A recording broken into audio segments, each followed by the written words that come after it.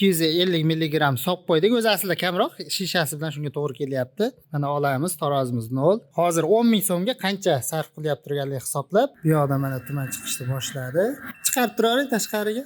Assalomu alaykum hammaga. Ko'pchilik 10 ming so'm bilan qancha rasxod qilishiga qiziqdi. Bitta mashinaga bilasizlar o'rtacha 10 ming so'm hisobsa Suxoy tuman qilib oladi. O'lchash uchun mana tarozi 250 milligram solib qo'ydik. O'zi aslida kamroq, shishasi bilan shunga to'g'ri kelyapti. Mana olamiz, tarozimiz 0. Qo'yamiz. 250 milligram bo'ldi.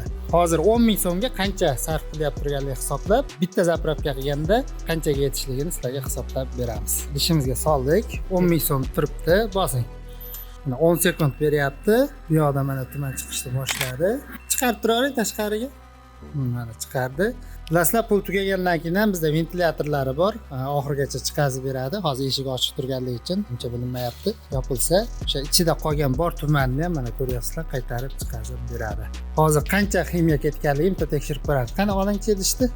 Aziq daqiqalar. Bizda 12 gram ximiya sarflanibdi. Biz idishlarimiz 1 litrlik bo'ladi. 1 litr bilan siz qancha pul topishingizni va qanchaga sotib olishligingizni hisoblab beramiz.